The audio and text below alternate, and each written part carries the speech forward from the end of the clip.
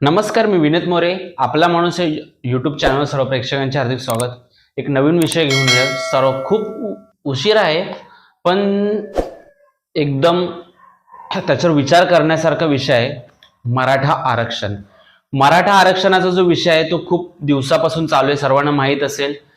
मनोज जरांगे पाटील यांनी उपोषण सुरू केलं आणि उपोषण जेव्हा सुरू केलं मराठा आरक्षणासाठी, मराठ्यांसाठी, तेव्हा तुम्ही सगळीकडे बघितलं असेल की सगळीकडे आंदोलनं चालू होती, साखळी उपोषणं चालू होती, वेगवेगळ्या ठिकाणी चालू होती. मुंबई म्हणा, बदलापूरमध्ये, बदलापूरच्या बाहेर वेगवेगळ्या ठिकाणी. मी बदलापूरचा आहे त्यामुळे बदलापूर मला माहिती आहे की बदलापूरमध्ये देखील साखळी उपोषण चालू होतं.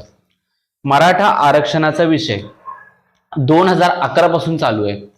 2011 नंतर त्याला ब्रेक लागलेला. त्याच्यानंतर अचानक पुन्हा मराठा आरक्षणाचा विषय सुरू झाला. तो कोणामुळे सुरू झाला तर सर्वांना माहित असेल, मनोज जरांगे पाटील. मनोज जरांगे पाटील हे काँग्रेसचे कार्यकर्ता आणि नंतर शिवबा संघटनेचे अध्यक्ष. हा त्यांचा इतिहास. पण खरंच मराठ्यांसाठी, मराठा आरक्षणासाठी त्यांनी आपलं घरदार, आपली जमीन पणाला लावली आणि उपोषण चालू ठेवलं आणि अखेर आज उपोषण त्यांचं संपलं. पण नक्की मागणी काय होती? मराठ्यांना खरंच आरक्षण मिळेल का किंवा कसं मिळेल ह्याचा आपण नीट अभ्यास करूया आणि हे विश्लेषण मांडूया. तर सर्वप्रथम सर्वांना माहित असेल की मराठा सुवर्ण म्हणतो आपण, 96 कोळी मराठा. जेव्हा छत्रपती शिवाजी महाराज किंवा इतर राजे होते तेव्हा देखील मराठ्यांचं नाव हे अग्रगण्य होतं, अग्रस्थानी होतं आणि आता देखील आहे. पण मराठ्यांची जी परिस्थिती आहे, आत्ताची आर्थिक दुर्बलता आहे, त्या दृष्टीने मराठ्यांना आरक्षण मिळालं पाहिजे का. आणि इतर तुम्ही जर अभ्यास केला आर्थिक दृष्ट्या किंवा आर्थिक जोरावर जर आरक्षण द्यायचं म्हटलं तर ते आरक्षण अशा लोकांना मिळालं पाहिजे की ज्यांची खरंच आर्थिक परिस्थिती ते ह्या गोष्टी हँडल करू शकत नाही किंवा त्यांची ती परिस्थिती नाहीये. भले तो मराठा असू दे किंवा इतर जातीचा असू दे. आता एक उदाहरण सांगतो. मराठा आंदोलनात एखादा व्यक्ती येतो, गळ्यात करोडच्या चैन असते, गाडीवर छत्रपती शिवाजी महाराजांचा फोटो गाडीच्या बॅक साईडला, 4 व्हीलरवर.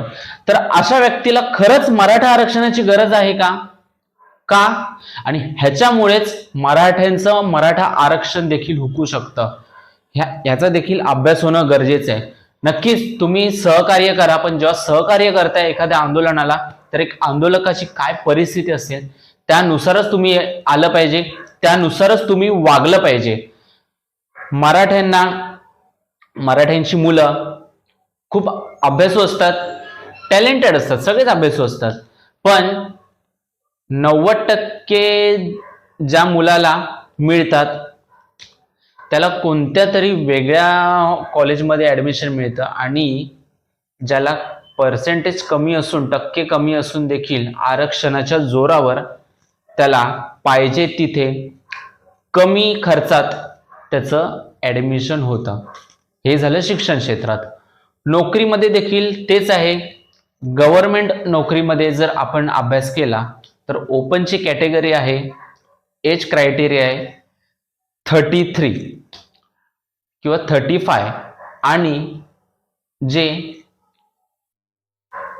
आरक्षण आहे, ज्यांचं आरक्षण आहे त्यांची कॅटेगरी आहे 36 ते 37 वय. म्हणजे नोकरीमध्ये देखील ही तडजोड मराठ्यांना करावी लागते, मराठी मुलांना करावी लागते आणि त्यांना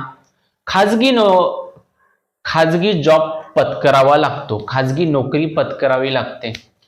त्यांची घरची परिस्थिती खरंच हालाकीची असेल तर त्या अशा मुलांनी काय करायचं? त्याच्यासाठी आर्थिक निकषावर जर आरक्षण दिलं तर खरंच उत्तम होईल. सगळ्यांचंच त्याच्यामध्ये भलं आहे, सगळ्यांचंच कल्याण आहे. कारण आता मी एक उदाहरण सांगतो. सर्वांना माहीत असेल की 1-2 दिवसापूर्वी आजच श्री शिवप्रतिष्ठान हिंदुस्थानचे आदरणीय श्री संभाजीराव भिडे गुरुजी काय म्हटले ते पहा.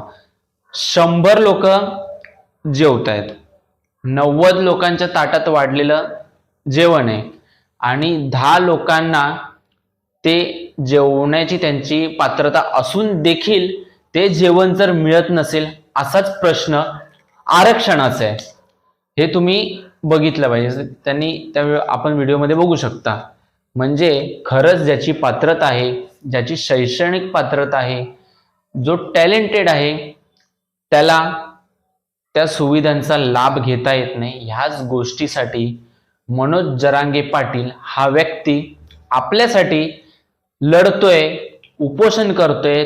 तो व्यक्ती पाणी सुद्धा पित नव्हता, अशी त्याची अवस्था तुम्ही जर बघितली असेल व्हिडिओमध्ये तर तुम्हाला लक्षात येईल की खरंच कसा व्यक्ती आहे. अत्यंत साधा व्यक्ती, ज्याला कोणत्याच गोष्टीची म्हणजे कोणत्या गोष्टीचं हे नाही की मला ही गोष्ट मिळाली पाहिजे.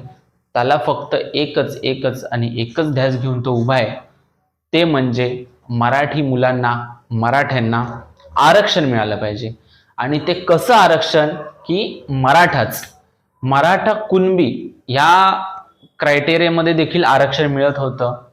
पण ह्याच्यामध्ये दुमत असल्यामुळे हे जात प्रमाणपत्र ग्राह्य धरलं जाणार नाही असं देखील बोललं जाते. इतरांच्या वाटेतलं जर आरक्षण दिलं तर त्यांच्या वाटेला काय जाईल, ह्याचे देखील खूप प्रश्न निर्माण होतात. त्याचा देखील सरकार विचार करतंय आणि ह्याच गोष्टीवर उपोषण मागे घेण्यात आलेलं आहे. तर सरकारला डिसेंबरमध्येच अल्टिमेटम देणार होते, पण 2 जानेवारीपर्यंत मनोज जरांगे पाटील यांनी अल्टिमेटम दिलेला आहे.